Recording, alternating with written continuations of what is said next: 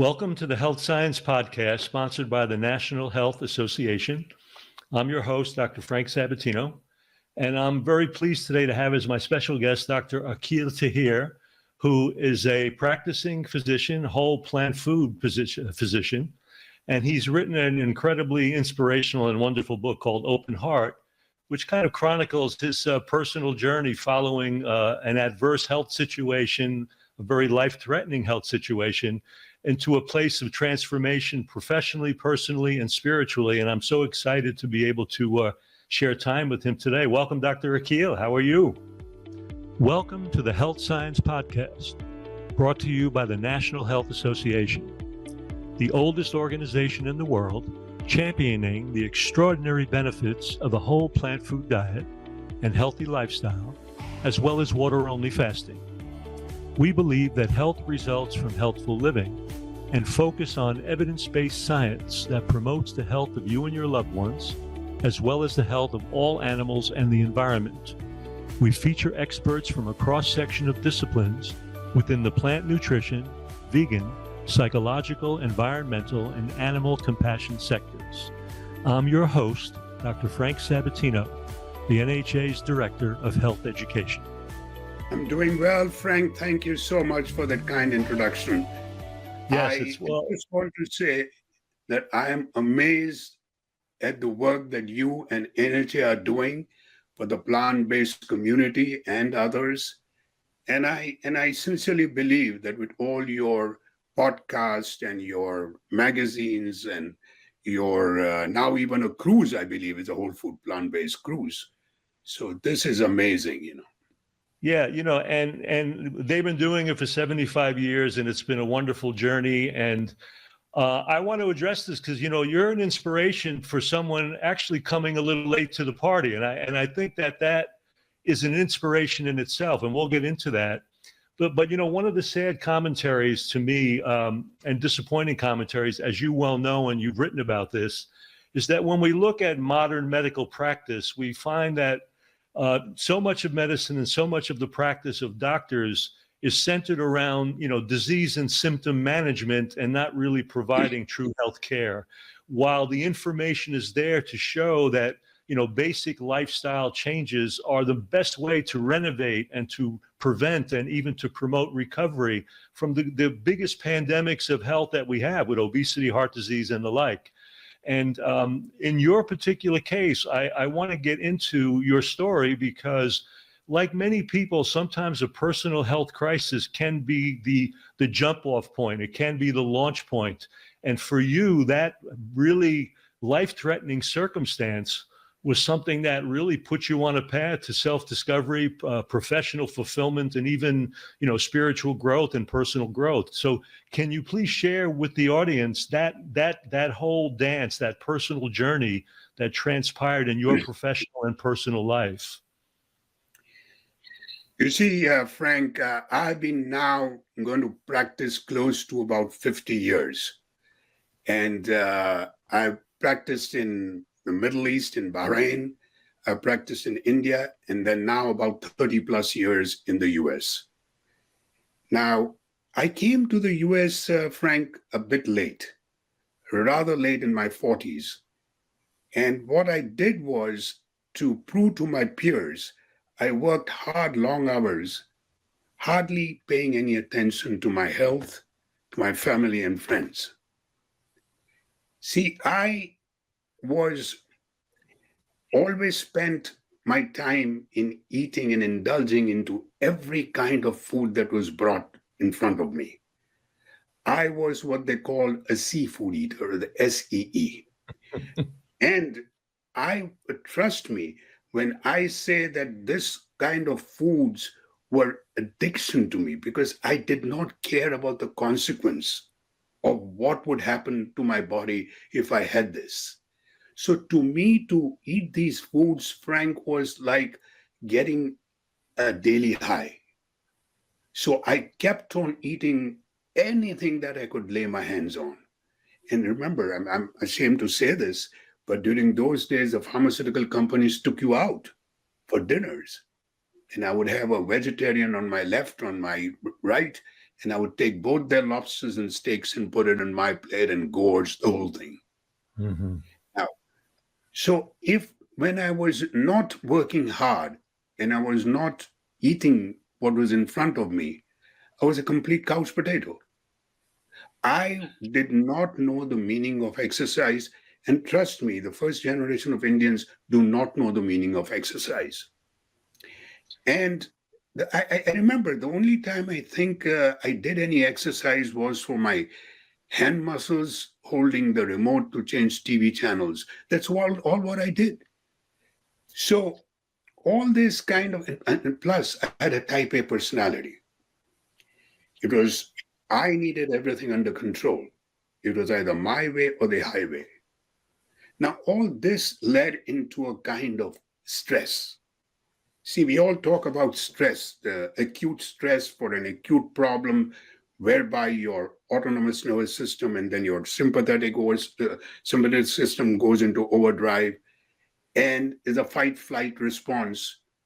And then you put the brake, and so everything is okay. Your gas pedal is off now. But what I did was I continued. I did not put that brake. And so it went into chronicity. It went into where the sympathetic overdrive was going on. Cortisol levels got high. Inflammatory processes went on. And the combination of all this, oh, no surprise, at the age of 56, I think it's 2004, if I remember correctly, heart disease came knocking at my door.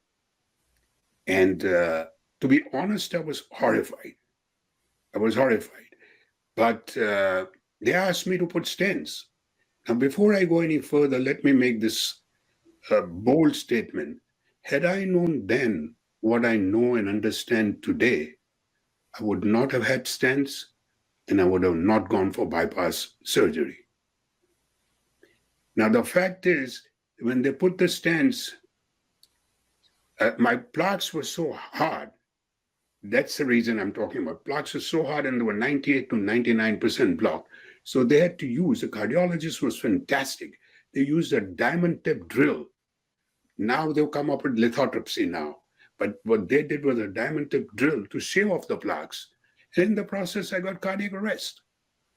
So they had to shock me. Now, this is the time when everybody would say, Akil, you must have changed. Start climbing mountains, run marathons. Nope, not at all. I continued living my horrible life that I was leading, and without worrying about, again, the consequences. But here was a rub. See, I was a doctor and I was supposed to treat patients, not become one. So I slowly started withdrawing from life. And the next 5 years were horrendous. See, people will tell you that adversity can bring the best in you or the worst in you. Adversity at that time brought the worst out in me. I was lonely, I was sad, I would sit for long hours staring into nothingness. And nights were terrible. I would get up with horrible dreams, night sweats, and chronic fatigue as a result. And all these negative thoughts and behaviors led to more medical problems.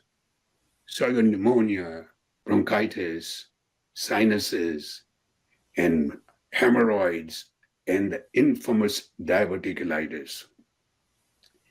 With perforation that kept me in the hospital twice. Now, Frank and the audience, listen to this. Imagine my own friend, a surgeon, standing over me in the operating room and telling me, Akil, if I do not do surgery on you now, you may not survive.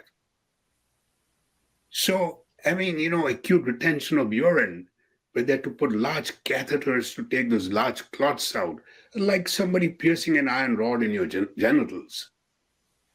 So this continued.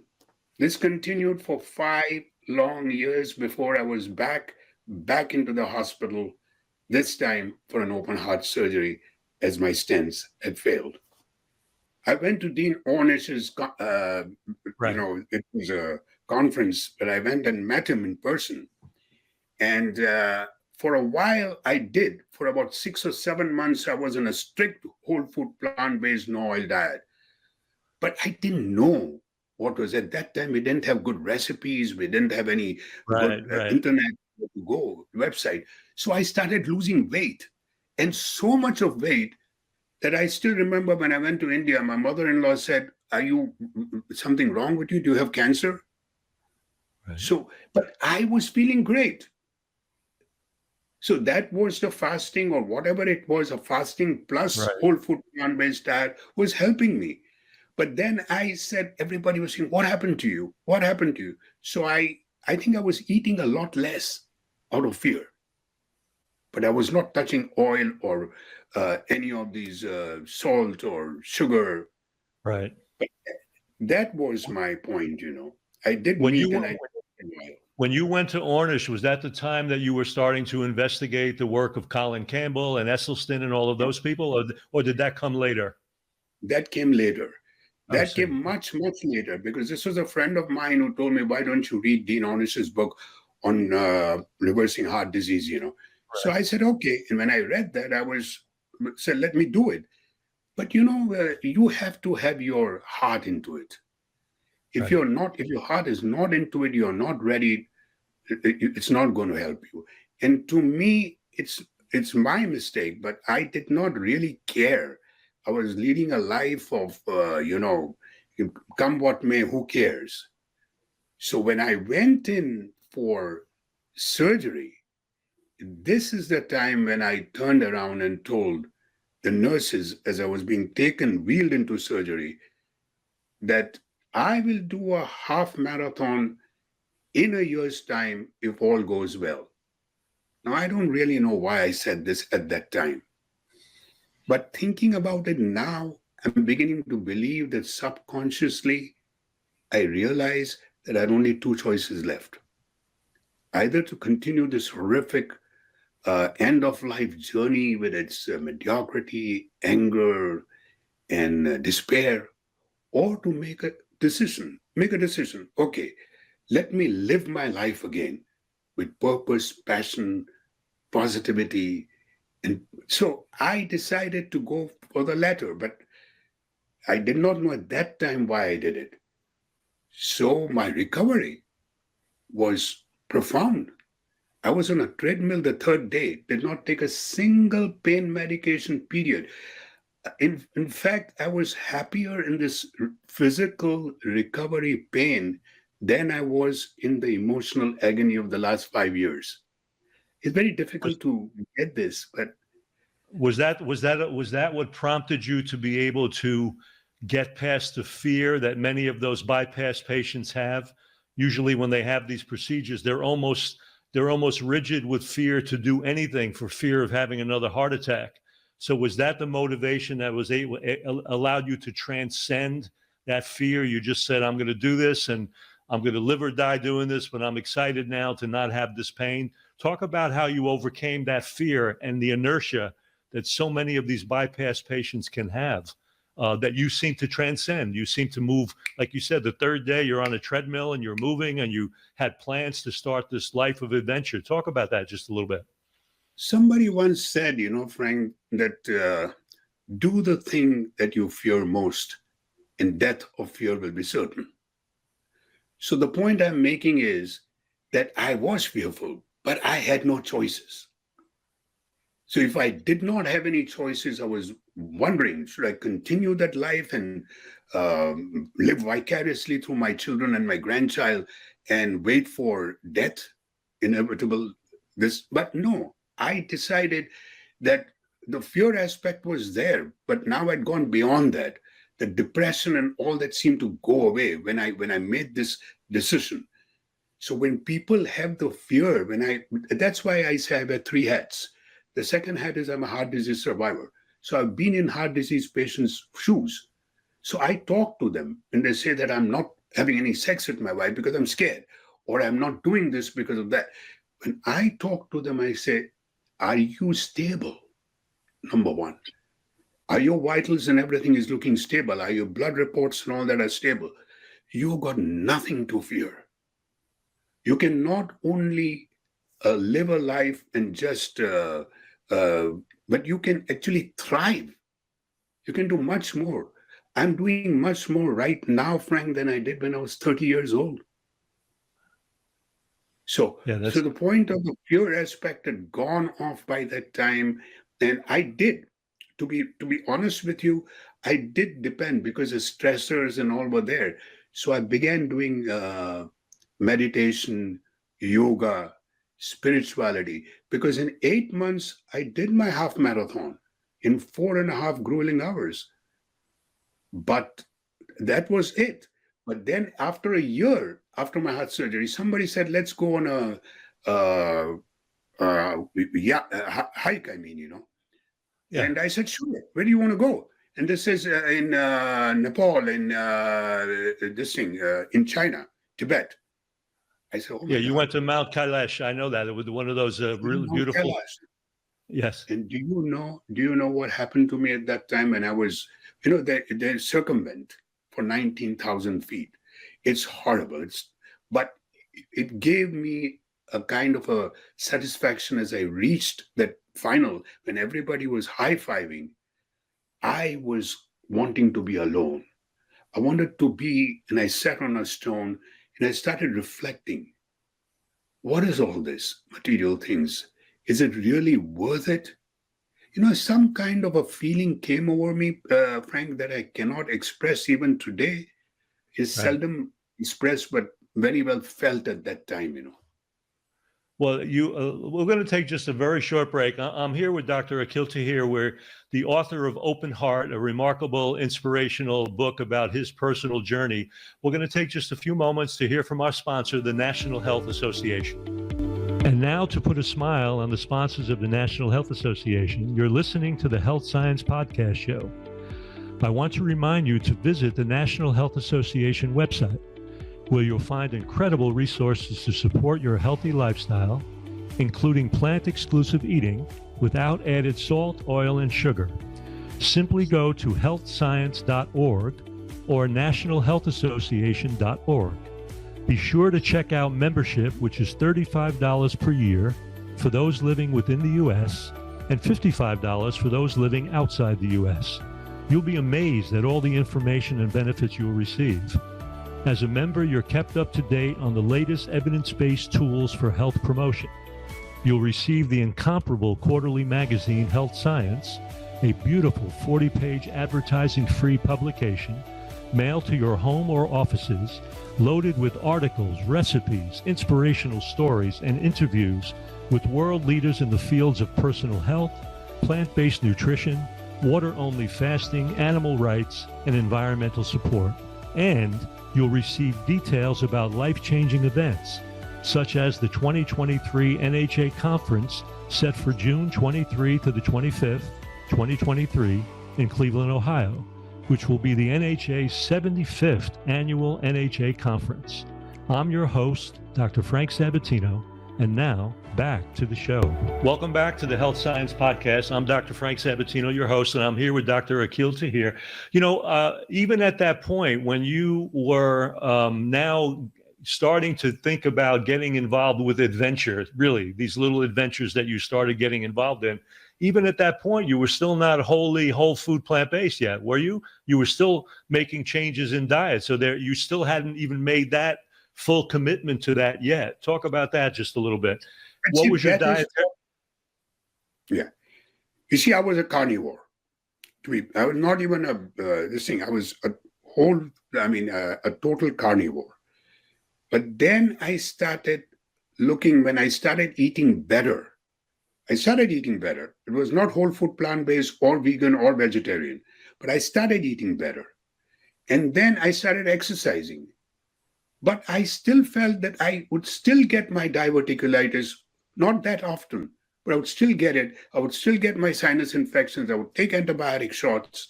And I was wondering why. What was I doing that was wrong? And that is a time when it dawned on me that maybe I should look and research into ways of healing the body without solely relying on medicines and invasive surgery. That's the time I started reading. Michael Greger and you name it, Right. Esselstyn, the And whole you started gamut of, adopting all of that. Yes. and that, I have a, yeah, go ahead. no, you go ahead. Yeah, I just had a question because, you come from a tradition. I know you spent your early life in Mumbai and in India. And, in the culture, there's such we can look at whole plant-based eating and veganism now as kind of a modern day expression of ahimsa, which is really something that was so fundamental to some of the spiritual traditions. Did any of that influence you in any way? I mean, because it sounds like you never really had any of that influence in your early years. How was that something you were never exposed to, or it's something you became familiar with later? Is that what happened in your own personal life? See, Frank, I was born in a meat-eating family. That's number one. So I had no concept of it. We used to have this Eid, which after the Ramadan fasting, and that would be cutting a goat and all that. So then I went into medical school, and my medical school was built on Gandhian principles, a very strict vegetarian. Right. So in a way, it helped animal rights, the global warming, all that. But for health, it was horrible. You see, it was all full of what you call clarified butter, which is ghee, Right. which increases your oxidized cholesterol tenfold. So they used this ghee and they had oil. And we, South Asians from India, Pakistan, or Nepal, or wherever, Sri Lanka, we have a cultural connection to oil. We believe it is a sign of warmth and generosity. So if the pot of curry is not floating with oil as thick as a Waldi slick, we feel that we are not doing justice to our guest. And then that oil is used in my own family, used again and again and again, becomes carcinogenic. So I realized at that time that vegetarian was there in my, what we call your dorms, we call hostels. So it was, vegetarian food was given to us, but it was not good. It was junk food vegetarian. And then I realized that the medical books that we got from the West, where the professors, we couldn't buy. The professors read those books. And there it was written that eggs and chicken and all that should be, it's health food. So we used to take every opportunity we get in medical school to go to restaurants and eat all this. Right. That is when and then when I went to the Middle East for 11 years, where we actually started a first Gulf medical school with my British and American colleagues. And that is the time when I realized that these people in the Middle East are also eating a diet which is full of meat, eggs, dairy.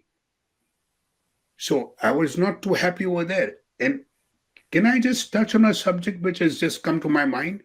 Sure. See, there of was course. fasting.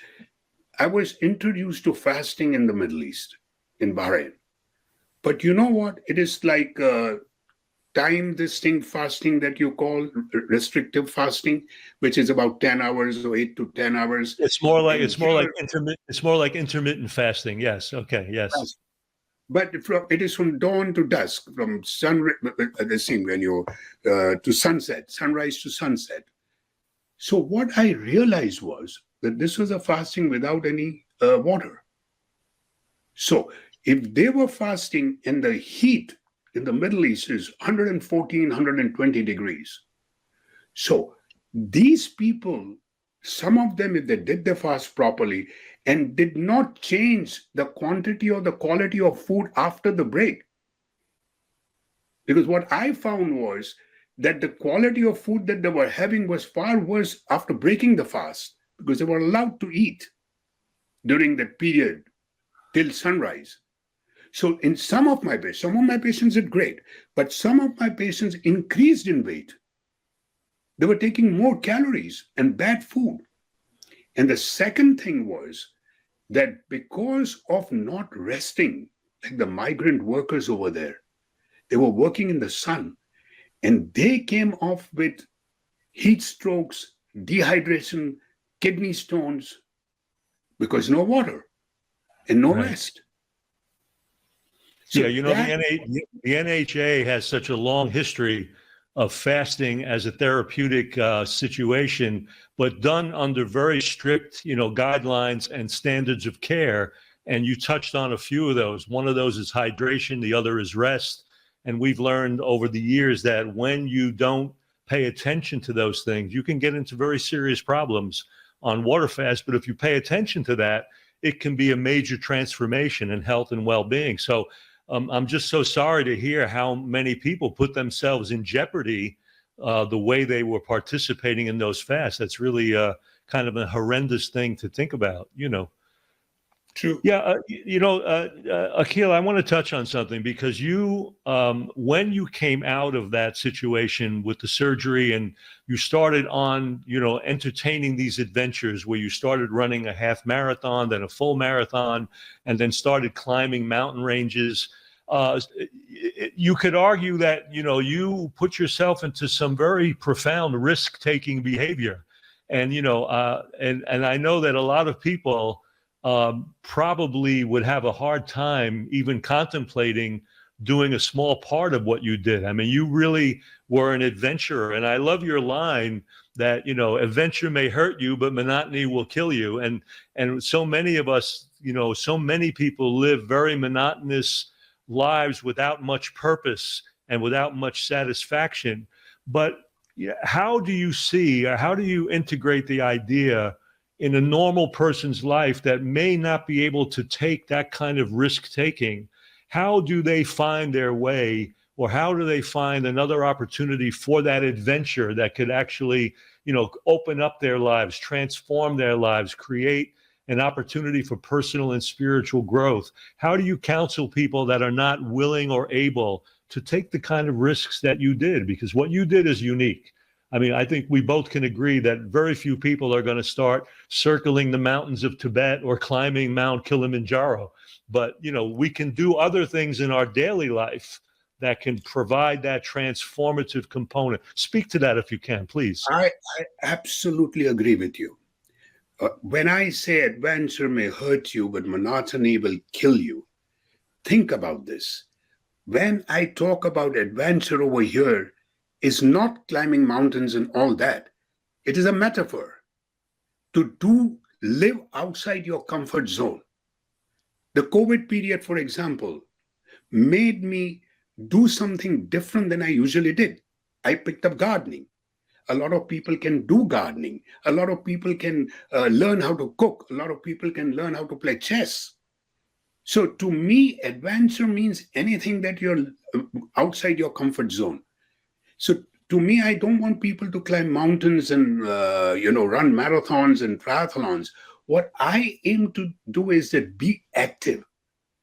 You have to exercise, because that is a number 2 component in the 6 pillars of lifestyle medicine that I believe in, that Right. a lot of people believe in. And the number 1 is nutrition. So when you exercise a little bit and move around, it does not mean just 30 minutes in the morning and then you are sitting on your couch or you're sitting at your desk. No, I mean move around and do things if you're doing it for your cardio. So my point is, when people come and tell me this, I talk to them. Are you interested in sports? And are you scared about it? Or if you're not got a heart disease, do you want to do it? A lot of people have called me to say that I ran my first marathon after reading a book. I ran my first half marathon doing it. There are people who climb Mount Kilimanjaro after reading me, and they've taken the whole family. All the people, not necessarily. To me, it seemed like I was possessed. I still am. And I did not, to be very honest with you, I did not do it the right way the first few months. Then I started reading books on marathons and how to do it and how to protect yourself. But I did not. But I want people to follow the 6 pillars of lifestyle medicine, and that should be the thing. And one of them is exercise. You sleep well, you have proper nutrition, you handle your stressors, social support, and finally avoid substance abuse. This means even alcohol. Yeah, yes, I do have a glass of wine now and then, but I do not advocate alcohol anymore that it is going to benefit you, because the studies have come out. There is no benefit effect of alcohol, period. But if it is giving you, and you have some kind of, helping you in some ways, because to me, when I have my glass of wine, it is my own time. Even my dog knows not to bother me at that time. Or even somebody rings a bell, I will not open. I like to be that. But that is me. But before I used to say, oh, your HDL will increase, and if you have this, no, it has been proven that it is not helping anybody. And a good point you made in your writing, and we can elaborate on this, is that you made the point that exercise cannot push away the negative consequences of a bad diet. And I think that's very important, because there are people who feel that they can eat whatever they want, and if they're exercising, they can kind of avoid the consequences of poor nutrition. Why don't you take some time and just speak to that a little bit, because you've made that point, and it's an important point, that one of those pillars that you've talked about, and maybe the first one that you've addressed, is really improving that diet and eating in a whole food, plant-based manner. So speak to that, because there are people who still believe that they could just exercise away the negative consequences of bad eating, and it's just not true. You cannot outrun your diet. See, simple. Even if you are eating a bad diet, think about it. Even if you are a non-vegetarian and having your burgers and all that, if you exercise and do 3 miles, you're going to burn about 300 to 500 calories max. And you go to a Burger King or a McDonald's and you're going to get 500 calories back. So you're not doing anything good by it. Number 2 is that what I found was that physically, it helped me in my performance time, in my preparation time for an exercise, and my recovery time when I was on a plant-based food diet. So plant-based food was helping me improve my exercise. But exercise in itself, I think there was a study done by Elizabeth Blackburn when she did the enzyme for telomerase enzyme. And they really found that you can exercise and strenuous exercise and deplete all the calories, but your telomeres don't grow. But just by a whole food plant-based diet, and they did it on malnourished children, when they gave them chickpeas, bananas, and peanuts, combination of concoction, and then their telomeres started improving. So exercise in itself is not going to help you, whether it be leading. See, we have come to a stage when we're experts at treating a disease. So when I talk, so many of my talks and lectures that I do are based on this, that we have we are living longer. Our lifespan has increased tremendously, but in a way, but now our health span has decreased, so that the last 20 years of our lives are horrible. So here comes a chance that it is so important, this diet, and that makes you. I was talking the other day, and I was telling somebody, a group of people, that what happened to me was when I did the whole food plant-based diet, it helped me physically and mentally. Think about the 6 pillars. If I did the whole food plant-based diet, I felt like exercising. If I did a whole food plant-based no oil diet, it helped me to sleep. It helped me to understand my stress and relieve my stress. It made me more calm. It made me more caring. It made me more compassionate. So there are so many things about diet which leads on to. Exercise is there, but you cannot outrun your diet. I'm here with Dr. Akil Taher. And Akil, how can people find you? What's the website, the location where they can follow you and learn more from you and about you? See, one is akiltaher.com. That's my website. I don't mind people, because I'm doing it all the time, people calling me up.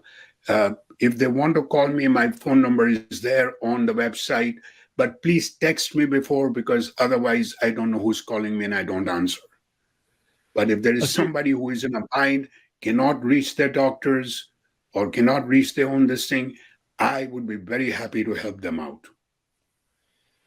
Okay, you also addressed another important piece to this, the pillars of health. And of course, one of them is one of the real missing links, and it's how people really respond and process the stress of their lives.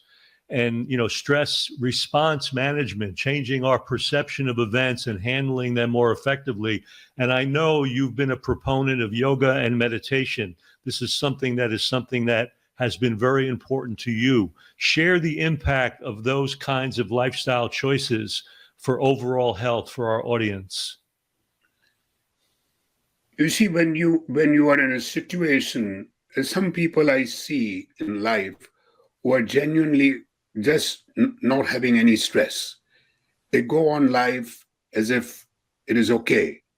But person like me needs crutches. I need to have something to bring me in the now. And that being in the now is the most important thing. How many times have we washed our dishes and all that? Do you actually think of the dish? Your mind is somewhere else. How many times when you're eating food, are you really enjoying and looking at the food and enjoying the food, or you are thinking of something else? So my point is to bring you in the now. There are several things that can help you. Meditation, sky breathing, yoga, all these things can enhance yourself to bring yourself back into spirituality. Now, when I do meditation with my wife, she can do it easily for 20 minutes. I have still difficulty. 5 minutes and my mind is wandering.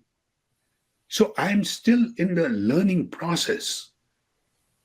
And I'm not listening. I say I'm in the learning process. She and my daughter became vegetarians 30, 40 years back because of animal rights and animal cruelty. I did not. I did it for health reasons.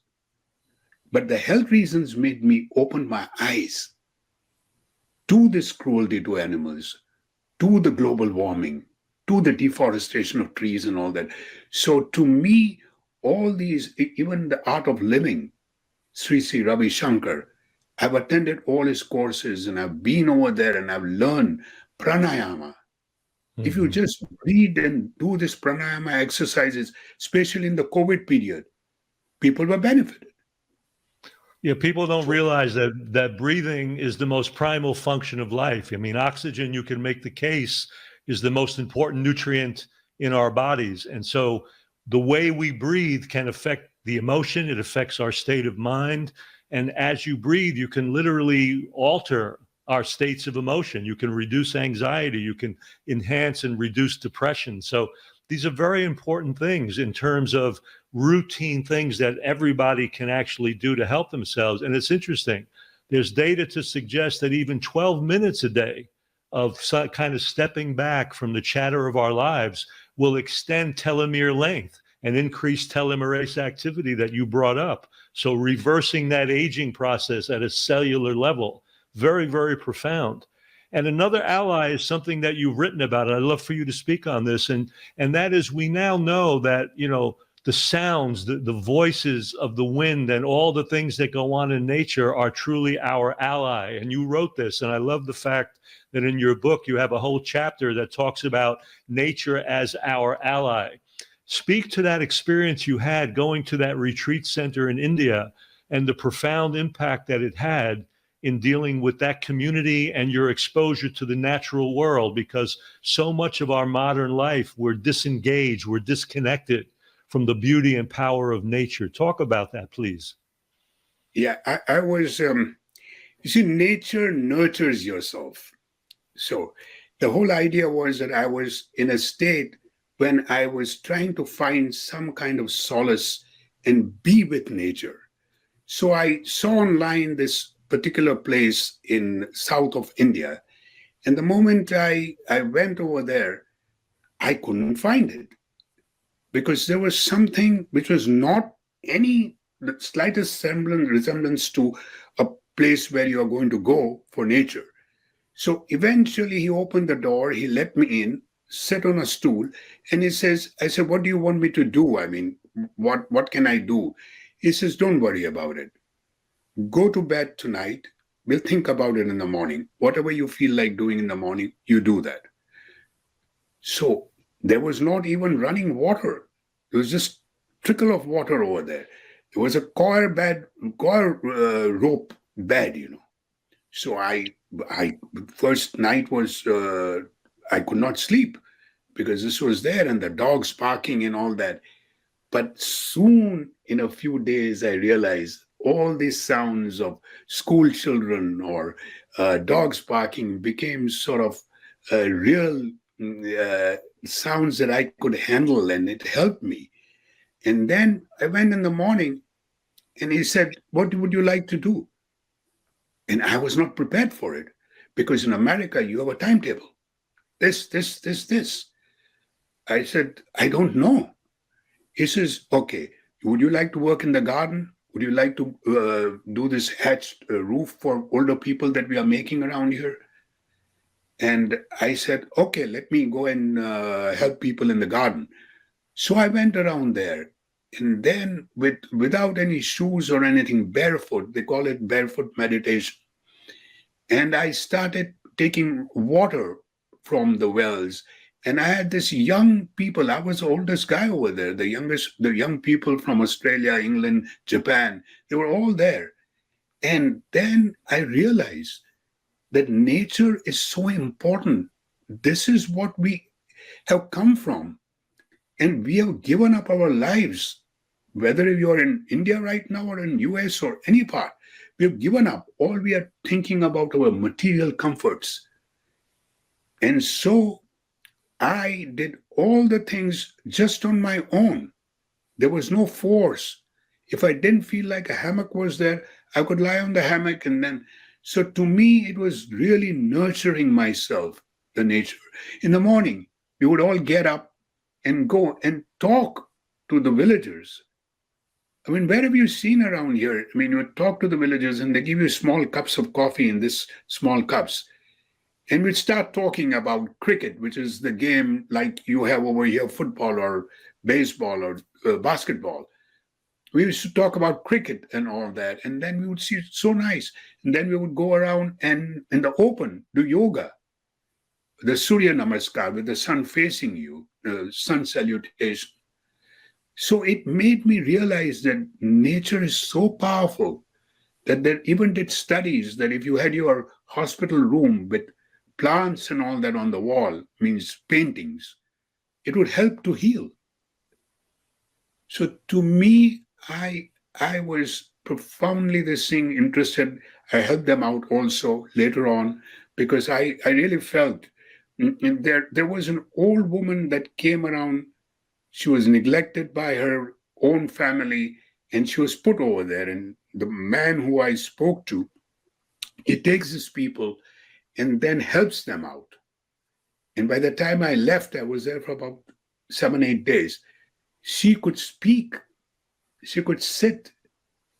It was fascinating. Just this is where, and what did we eat? I think it was called, I'm not sure, pongal. Pongal was a dish which was just made out of maize and lentils and the amaranth, and that was a mixed thing, and that you eat it.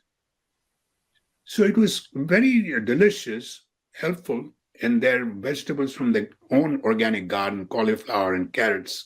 You just had it.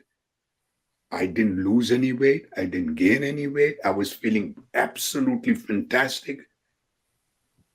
But we lose. So I tell people over here that even if you're working in your office or in your clinic or wherever, take some time for lunch. Don't sit at your desk and eat it. Go out, find a tree under the shade of the tree, sit over there, hear some waterfalls.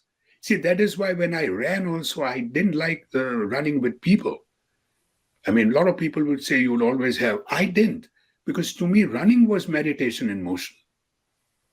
So I could hear the birds chirp and falls and things like that. The smell of soil, the morning, this thing, it is amazing, but we have missed that.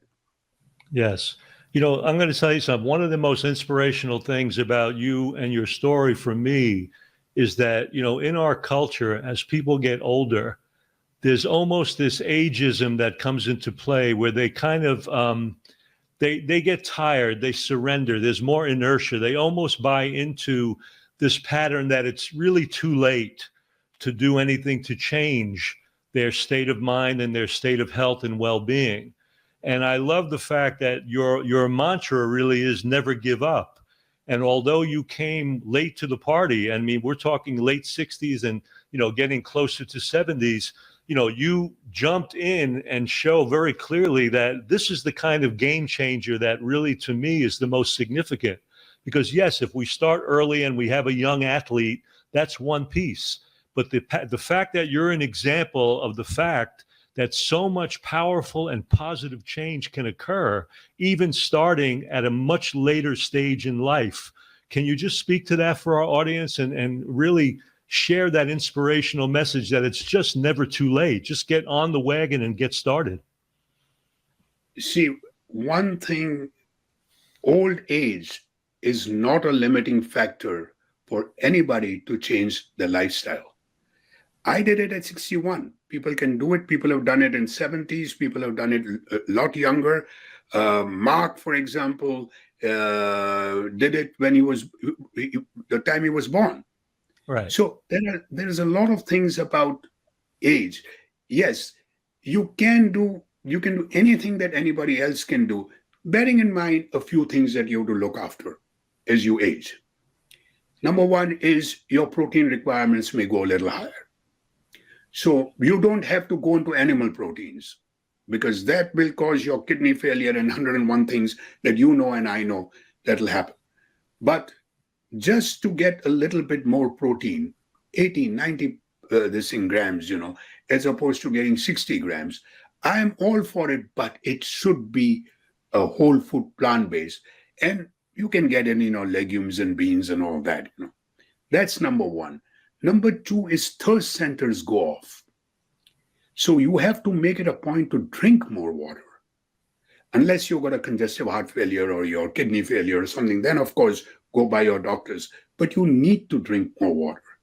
Number three is I don't believe in supplements. I believe in the whole concept of food and not in zinc and magnesium and all that. I don't. I believe in micronutrients, I don't. Macronutrients, whole. That is what T. Collins has said, that it is a whole food, this thing that required. And then, but two supplements that I would advise people is vitamin D and vitamin B12. This is because even in my nursing home, when I was younger, 60% of the nursing home patients were vitamin D deficient. So that is a thing. Then fats and heme iron, you should not be taking iron in your multivitamins. You should see that there is no iron. Because the heme iron, again, is bad. You want to take iron, take vitamin C, your natural irons will be pulled in. That's great. And then again, when you have, for example, when you take all these, so many of the older patients take diabetic medications and heartburn medications. This all is for the absorption, that you can't absorb vitamin B12, even with those people who are taking meats. They cannot absorb that vitamin B12. So B12 is a must. And then fats, you should be very careful because that's what I believe, that fats will cause the beginning of Alzheimer's in a lot of people. You need omega-3, but you can get it in your flaxseed. You can get it on a lot of your nuts and all that to get it. But do not have fats in your burgers and your things because that fats is eventually going to affect your brain. So I believe that if you can just look at the older this thing, there is nothing that you really can't do. Again, muscle weakness that we talked about is part hormonal, part not being active. So in older people, learn to your exercises, strengthening exercises. So, your muscle strengthening. How many times have we seen older people in a food bay or a grocery store that the person will come, sir, can I help you? Can you lift? No, lift your own bags, because that becomes strengthening exercises. Don't park your car very close to that. Very far, you're walking. Your aerobics come into play. So these exercises, and the two things that help my old patients a lot is, for some reason, we men tend to get more stiff than women. So we tend to have some stretching exercises, and that yoga can help you. And last thing is balance. That's where you break your bones and you fall.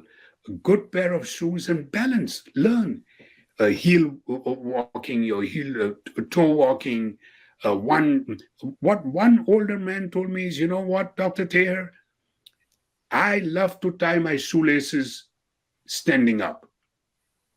So I put my shoe up and I tie my shoelaces. The day I can do that, that means my balance is good. I said, superb. I can't do it. So it's difficult, of course, but the point I'm making is that balance, strengthening exercises, aerobic exercises, and stretching, if you do it at this age and take your D and take your B12, you got a home run.